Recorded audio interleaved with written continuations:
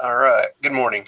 This is Michael Mays. I'm the National Register of Historic Places Coordinator for the Oklahoma SHPO. Today I'm going to give a somewhat brief overview of the National Register of Historic Places. So to get started, what is the National Register of Historic Places?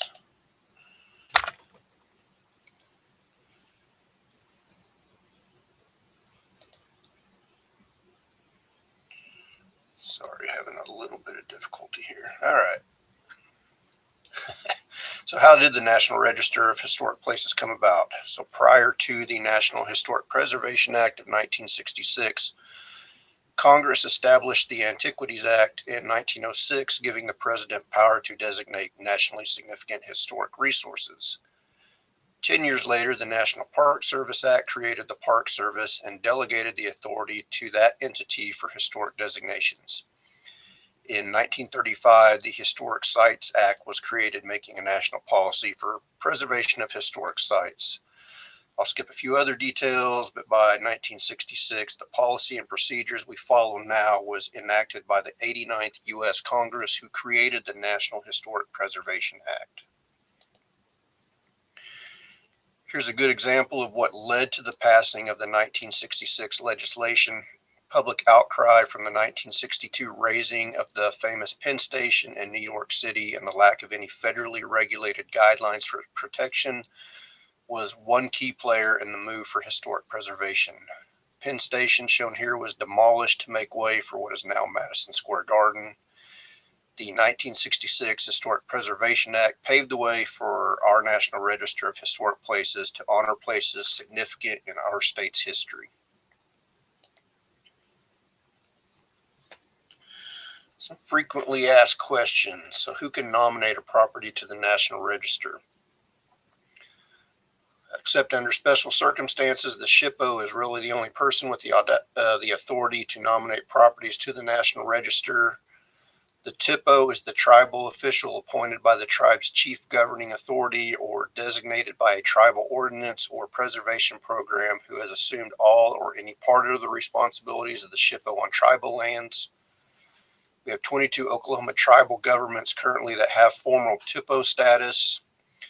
Tribes can submit an application to the National Park Service that identifies the NRHP programs for which they elect to assume responsibility and detail how they will meet the requirements for doing so. The National Register is among the programs for which they can elect to assume responsibility. Who can prepare a property to the National Register? So anyone can prepare a National Register nomination for any property and submit the nomination package to the SHPO. SHPO reviews and processes all nominations received in accordance with the National Park Service regulations and the relevant standards and guidelines. SHPO encourages individuals preparing National Register nominations to involve property owners in the project and to work with the SHPO to provide accurate information to property owners about the National Register process and their rights in that process. If a property has not previously been determined eligible, you'll need to start with the preliminary determination of eligibility. This can save you a lot of paperwork in the long run if we determine that the property is not eligible.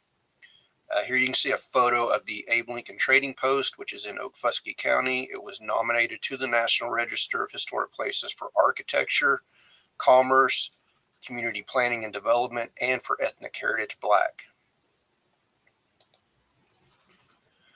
Other frequently asked questions: can an owner object to the listing of their property? Absolutely. Property owners have the right to object to the listing. It's a simple majority of private owners provide a statement to SHPO they are the sole partial owner of a specific property and that they object to its listing in the National Register. It will not be listed.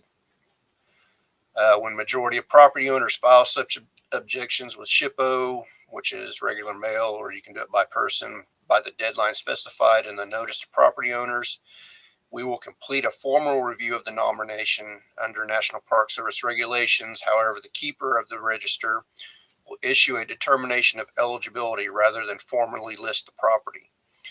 A caveat of that, public property owners such as a municipal or county government may not support the nomination of their property. However, their objection does not prevent formal listing to the National Register.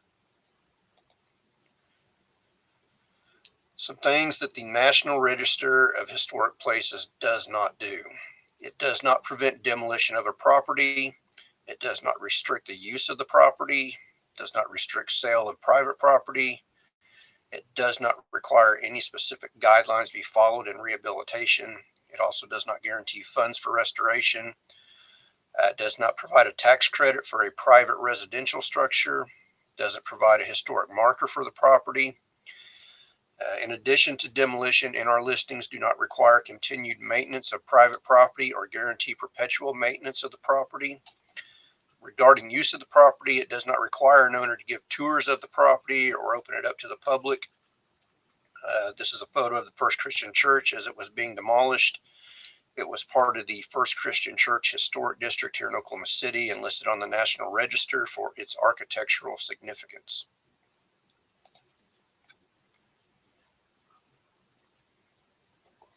So what does the National Register do? Well, it provides recognition of a property's significance in history, architecture, archaeology, or engineering.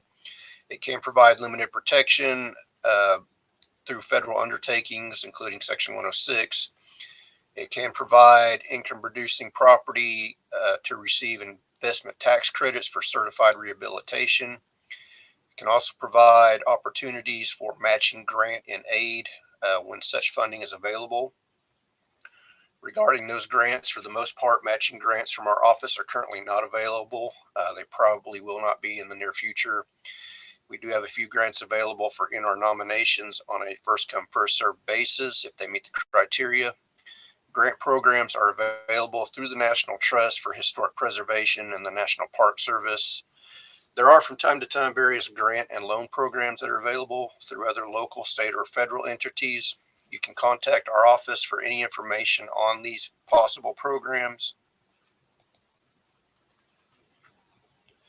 What can be listed in the National Register?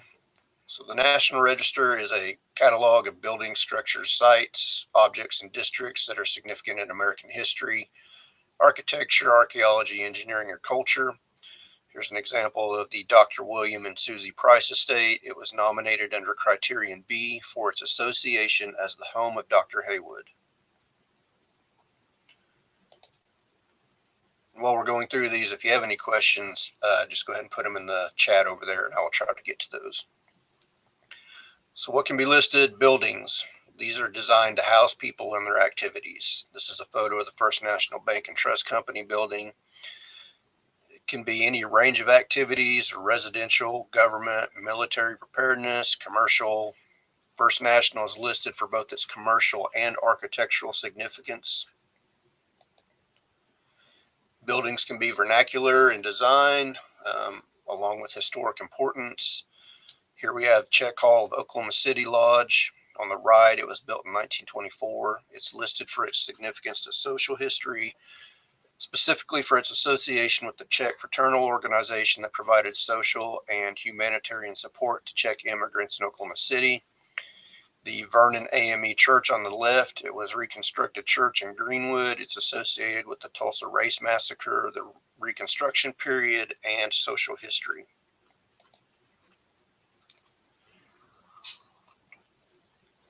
Buildings can also represent a distinctive design.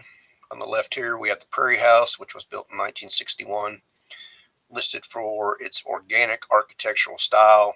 It's a herb green design. On the right, we have Citizens State Bank with the Citizens Bank Tower in the background. This was built in 1958, known as the Gold Dome. It's significant for its distinctive modern style, specifically its gold geodesic dome roof. It's among one of the most distinct mid-century buildings in Oklahoma City.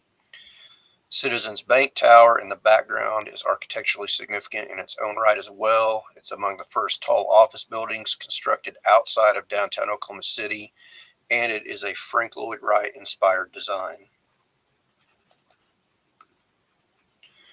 They don't always have to be the pretty mansions. Langston's early jail was recently listed at the local level under Criterion A for its association with law and Criterion C in the area of architecture as a one-room jail.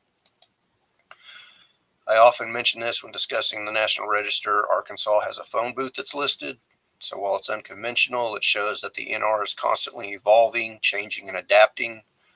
The phone booth, to my knowledge, still works, collects about $4 a year in revenue for the town of Prairie Grove. It is listed under Criterion A for its importance in the history of communication. Structures can be nominated. They're designed for purposes other than containing people. For example, here, the Bridgeport Bridge in Caddo County along Route 66. Its significance for its association with Route 66 and for its design and construction. It is a series of 38 identical camelback pony truss spans. They can often be engineering resources like the Lake Overholser Dam here in Oklahoma County, dams, roadbeds, bridges. These are all considered structures. They also may be just purely functional. The terminal elevators here in Enid and Garfield County, these are part of a historic district listed for their association with agriculture and engineering. Sites can also be listed on the National Register. These are locations of important activities in history. We have Rockmary here in Caddo County. It's a natural tower of red sandstone that served as a navigational landmark for overland travelers through western Oklahoma. It's recorded in travel diaries and other documents. It's listed under Criterion A for exploration settlement. In Oklahoma City, there's also the Oklahoma City Discovery Well site near Southeast 57th and South Bryant that was listed in 1977 under Criterion A for commerce.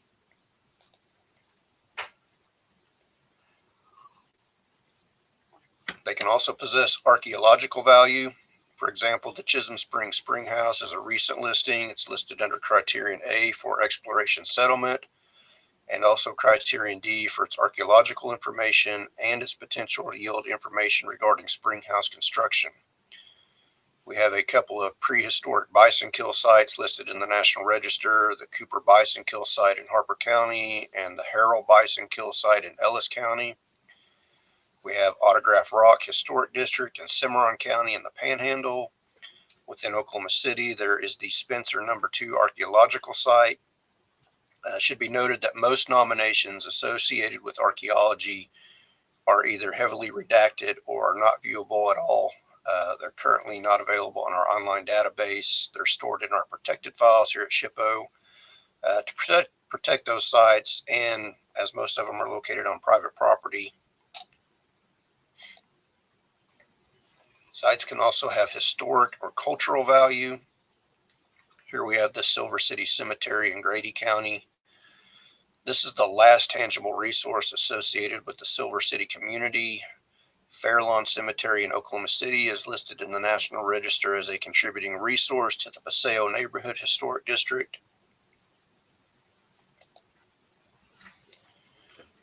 Objects can also be listed on the National Register. These are primarily small in scale. They're often artistic, but they're not necessarily static. On the left, you have the Pioneer Woman statue in Ponca City, Kay County. And on the right, you have the Spirit of the American Doughboy statue in Muskogee. Both are listed as works of art for their social history and their ethnic heritage.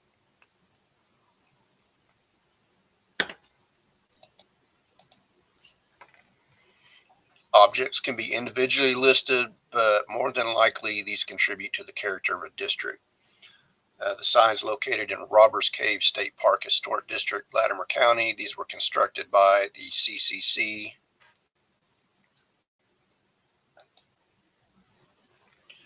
Districts can be listed as well. These are typically contiguous areas made up of multiple buildings, sites, structures, and objects that are related. They're oftentimes residential or commercial. We have Jefferson Park Historic District on the bottom right, and at the top we have the Villa Teresa Historic District. Significant not only for the grand residential buildings, but for its ultimate association with Villa Teresa School. Discontiguous districts may also be listed on the National Register. Districts can also be agricultural or design landscapes. For example, the Will Rogers Park Gardens Historic District here in Oklahoma City, significant for landscape design and for association with the city park system plan. Districts are any combination of resources united historically or aesthetically by plan or physical development. Here we have the Sidney and Mary Lyons Residence and Commercial Historic District in Oklahoma City.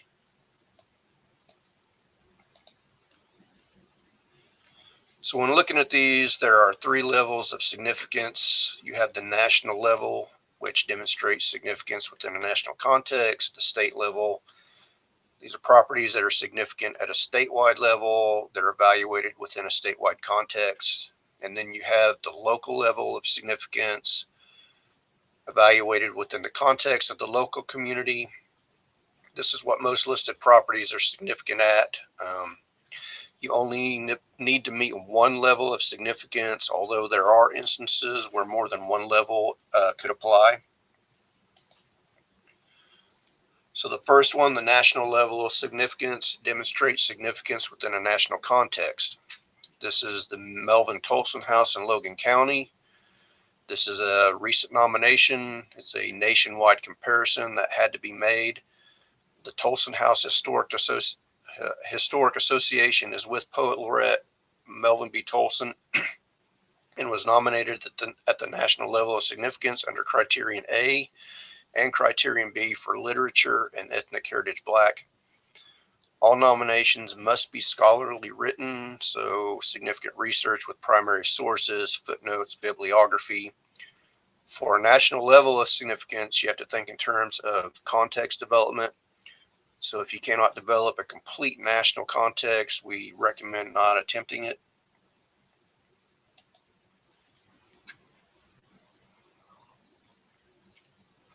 All National Historic Landmarks are nationally significant.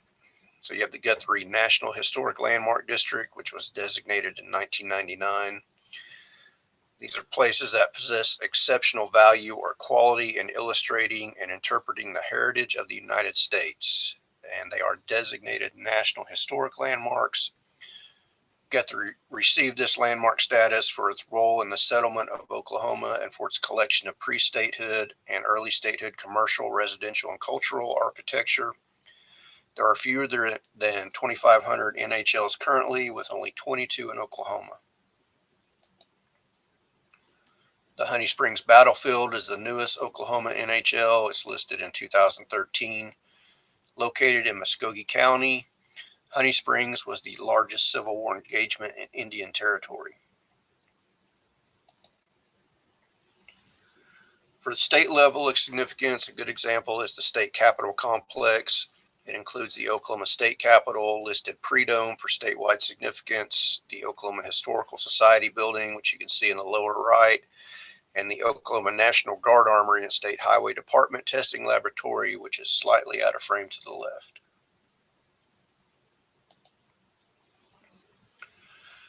So it's generally viewed within a statewide context. Other significant statewide examples are Old Central in Stillwater on the right. It was the first permanent building on the campus of Oklahoma State University, formerly Oklahoma A&M.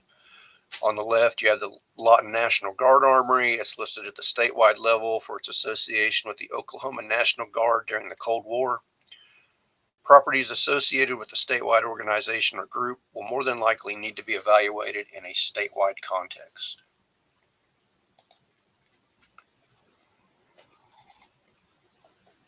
So the same goes for resources that cross the state or perhaps pertain to statewide territorial transportation or commerce. The McGranahan portion of the Chisholm Trail is significant for its association with the trail. And then we have the local level of significance. These are most of the properties that are listed.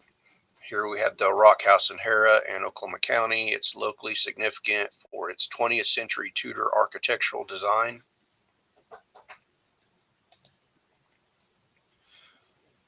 Local significance is evaluated within the context of the community. Fraser Cemetery in Altus, Jackson County, it was listed for its local significance for its association with early settlement in Greer County, which is now Jackson County, Oklahoma.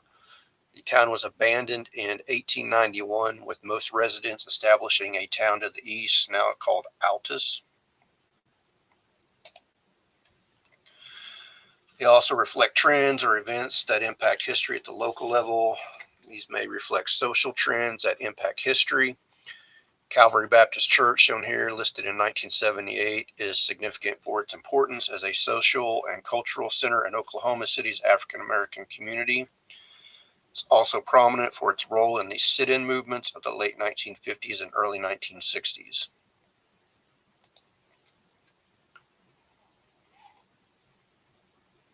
So there are 4 criteria for evaluation for the National Register. You have A, association with events, B, association with persons, C, design characteristics, these are mainly architecture, and then D, the ability to yield important information, either prehistoric or historic. This is going to be your archaeology. Getting into the criteria, their resources can be determined eligible under these multiple criteria, but you only have to prove or make the argument for one for the National Register. So criterion A, these are properties associated with events that have made a significant contribution to the broad patterns of our history. Criterion A can focus on a specific event marking an important movement in American prehistory, a pattern of events, a historic trend, for example, commerce, education, agriculture, politics, government, ethnic heritage, social history. Criterion A can be a singular event, happens at a specific place at a specific time. For example, here the Washita Battlefield in Roger Mills County, which is now the Washita Battlefield National Historic Site. The site protects and interprets the setting along the Washita River where Colonel George Custer led the 7th U.S. Cavalry on a surprise dawn attack against the Southern Cheyenne village of Peace Chief Black Kettle in 1868. Criterion A can be a continuum of events. Commerce is an event, so is community planning and development. The Capitol Hill Commercial Historic District, shown here, is listed at the local level under Criterion A under both areas. Commercial development of Capitol Hill occurred along Southwest 25th Street. The buildings reflect the commercial growth of a distinct community within Oklahoma City during the early to mid 20th century.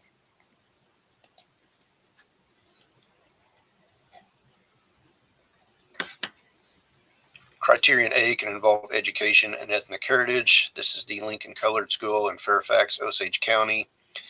The photo on the left was taken when the property was listed in 2003. The photo on the right was submitted recently as part of a Section 106 review process. The property is listed under Criterion A for education and for ethnic heritage. For its role as a separate school open only to African American children during the era of Jim Crow segregation. So Criterion B, properties associated with the lives of persons significant in our past. For properties using Criterion B, you need to compare this property against all others associated with the specific person's productive life. So does it best represent the time period when he or she achieved significance? In other words, was that person living in or at the designated building or area during this period of significance?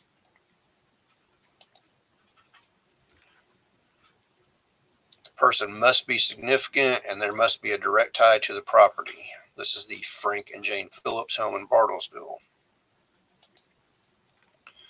The association between the property and the person must be direct and during the time when the person achieved significance. Kane's Ballroom in Tulsa, designated for its association with Bob Wills.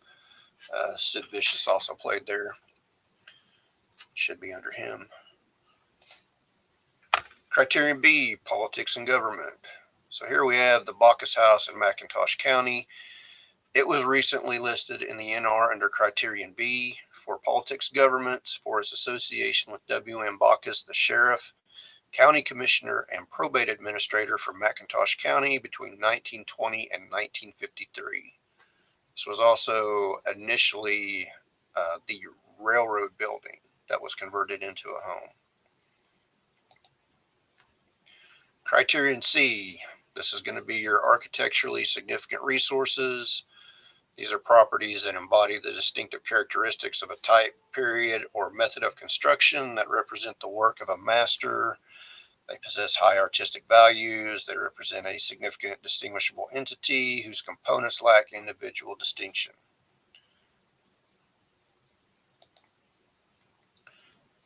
Distinctive characteristics of a type can refer to the form, function, or use of a property. Criterion C is used for distinctive various types of characters, such as the old Santa Fe Railroad Bridge in Winnett vicinity. This is a camelback through truss bridge. Criterion C can represent a specific architectural style or characteristics of a certain period, such as the W.T. Hales House here in Oklahoma City. It is a classical revival style. It was the largest residence in Oklahoma City at the time of its construction in 1916.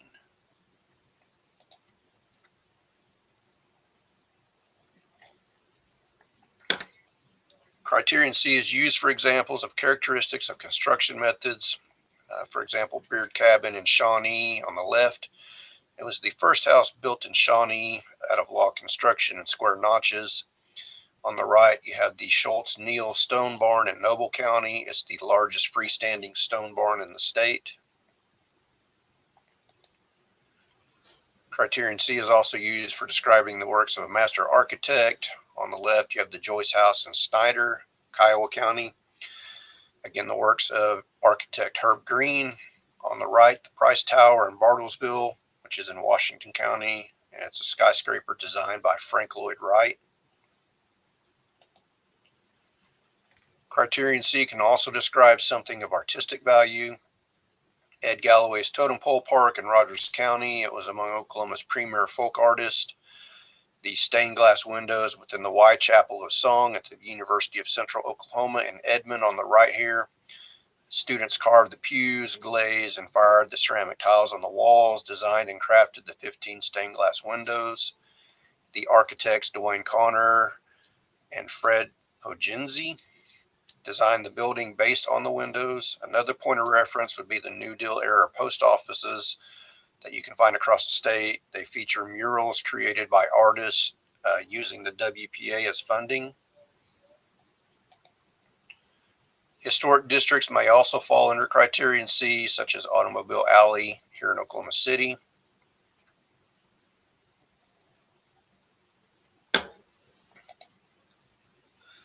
Districts are considered a single entity. They can also be discontiguous to a point. The Edward Heights Historic District here in Northeast Oklahoma City was developed by Walter and Francis Edwards.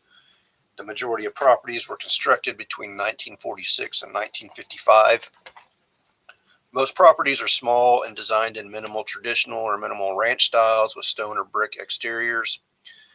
Houses here would generally not be individually eligible. Discontiguous districts can only contain 2 or maybe 3 different zones or areas. Resources are considered contributing if they reflect the character of the district. This house is a contributing resource to the White City Historic District in Tulsa. The district is noted for its architecture, specifically the collection of Tudor Revival and minimal traditional styles constructed in 2 distinct phases, 1926 to 1930 and 1941 to 1950. Resources are considered non-contributing if they do not reflect the character of the district. This house is a non-contributing resource to the Lortondale District in Tulsa, which is eligible but not yet nominated for its mid-century modern architecture. General rule for a district nomination: the majority of resources, more than 50%, should be determined contributing. A resource is typically considered non-contributing if there are alterations and or a lack of association with the district's significance. So in this photo here, you can see that this mid-century modern home has a very large second-story addition, which lends to it being a non-contributing resource. And then the last one, criterion D, these are properties that have yielded or likely to yield information. Criterion D typically refers to archaeology that best describes the property type. This can be prehistoric, historic, aboriginal, historic, non-aboriginal. Criterion D can provide any categories or subcategories about which the site has provided or is likely to provide information. For example, agriculture or engineering.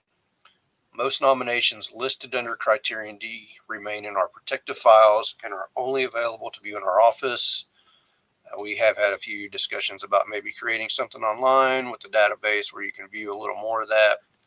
Hopefully we can get that going sometime soon. Criterion D is the information potential. It typically refers to archaeological sites, such as the Tolkien site shown here in Sequoyah County. Criterion D could also refer to sites such as cemeteries. Archaeological sites may be prehistoric or historic. On the left is the Cooper site in Harper County. It's a bison kill site associated with Folsom complex hunters between 10,000 BC, listed for the information it yielded on the hunting activities of indigenous peoples. Artifacts uncovered include arrow points and a painted bison skull.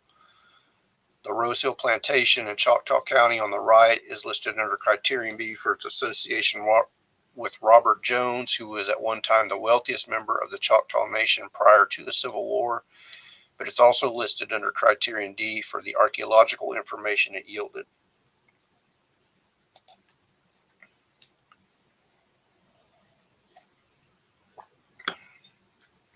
Buildings can also tell us information not readily available through other sources. This is the Kerr Homestead Dugout in Noble County.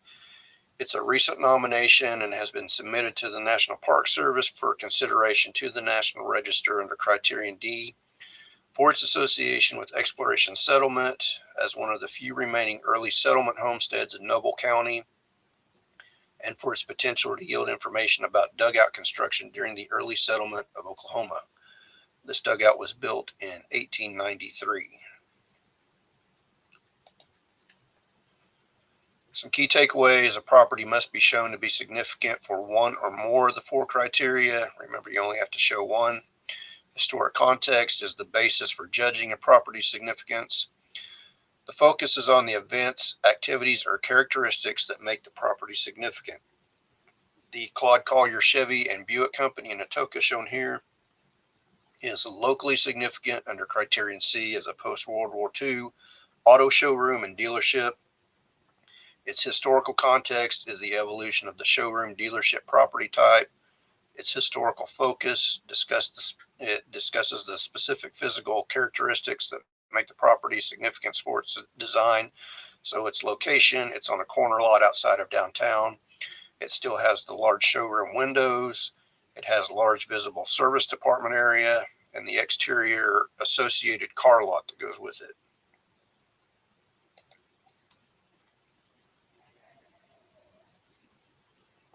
So some properties are not eligible for the National Register, but there are criteria considerations. Under certain circumstances, these properties and these categories can be listed. So the first one, criteria consideration A, is a property owned by a religious institution or used for religious purposes. The First Unitarian Church of Oklahoma City, shown here, churches can be listed for other criteria. The First Unitarian is listed under Criterion C as an excellent local example of a religious building designed in the colonial revival architectural style.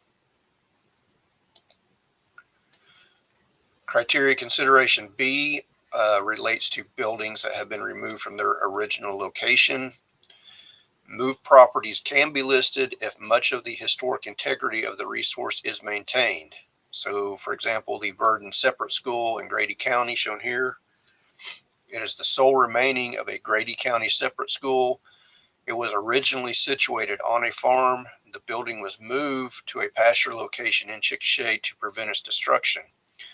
So when they moved this, great care was taken in selecting the site in order to retain as much as possible of the original rural setting of the school. Consideration C is a birthplace or a grave of a historical figure of outstanding importance. This is the Jesse Chisholm grave site in Blaine County. Birthplaces or graves can be listed if there is no other resource to associate with that person or community. Consideration D, cemeteries. For example, the Silver City Cemetery here in Grady County. Cemeteries can be listed for design, age, or importance of the persons interred. In the case of Silver City, its association is with exploration and settlement.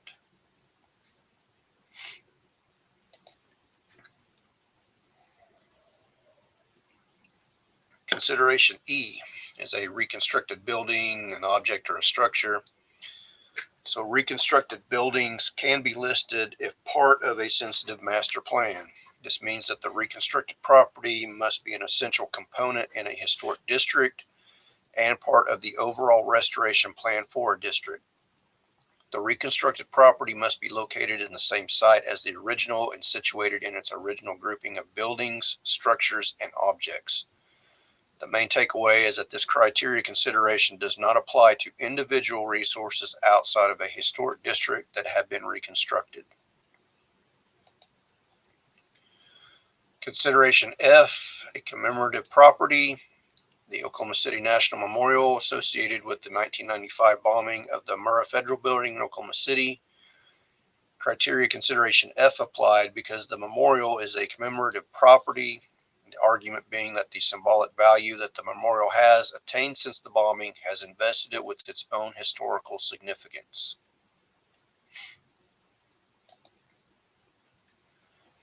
And consideration G, a building that is less than 50 years of age. For example, the United Founders Life Tower in Oklahoma City was listed in 2013. Its period of significance was 1962 to 1964. And it was just less than 50 years of age at the time of listing, hence the application of criteria consideration G was applied. It is of exceptional importance under criterion C as the first modern skyscraper of distinction in the state of Oklahoma since construction of Price Tower in 1955, one of only 2 circular skyscrapers in the state. It helped catalyze the development of this sector of Northwest Oklahoma City, inspired the construction of other high-rise buildings in the vicinity. Some key takeaways: criteria considerations often apply only to individual properties. You have to be sure the property meets one or more of the 4 criteria.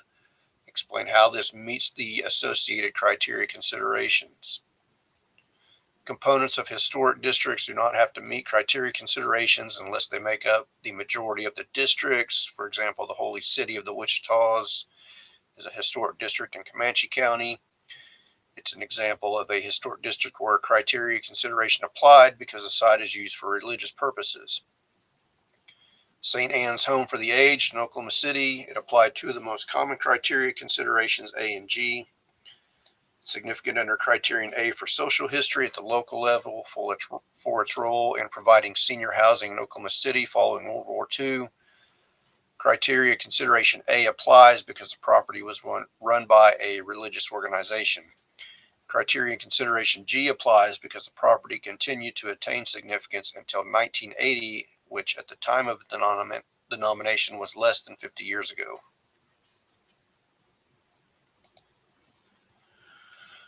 So moving on to some more frequently asked questions about the nomination and how does it work. Reviews typically occur between 30 and 45 days. Notification of property owners of consideration of a nomination. We have review meetings if it's in a certified local government. And then we also have our Historic Preservation Review Committee. These must occur at least 30 days before the meeting. We also have consultation with the THPO, the Tribal Historic Preservation Office. Tribal officials should have the opportunity to comment on a National Register nomination, even if their office has not elected to assume National Register responsibilities. If the THPO has assumed National Register responsibilities, the THPO is responsible for processing the nomination. The Historic Preservation Review Committee meeting meets on the 3rd Thursday of January, April, July, and October, unless otherwise announced. Nominations are forwarded to committee members 30 to 45 days in advance of the meeting. After the Historic Preservation Review Committee meeting, nominations typically go through one last round of technical edits to account for comments from the committee.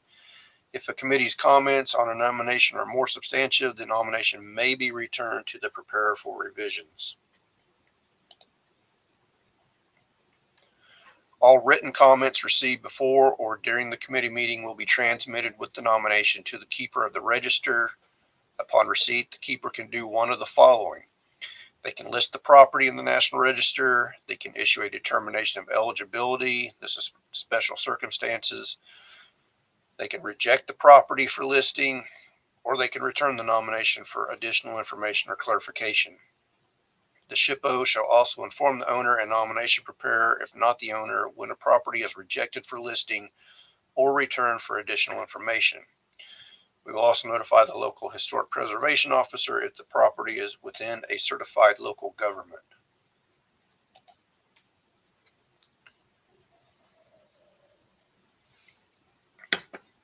Something to keep in mind while completing or contemplating a National Register nomination, or just in assessing your own property, is that the National Park Service, beginning in 2022, began issuing their best practices review publications that complement the guidance provided in the National Register bulletins. I've provided those over the handouts tab. These provide examples on specific topics. These are very helpful as they provide updates on subjects such as, is vinyl siding considered historical now? Clarification on things like what constitutes community planning and development. The latest best practices review focuses on the subject of parking lots as a contributing resource to historical sites and commercial buildings, removing properties from the National Register, and considering unusual properties. These are all available on the National Park website. So here's my information. If you have any further questions, you can reach out to me, email me, give me a call. I don't see any questions right now in the chat. Thank you guys for coming. If you have anything else, please reach out to me.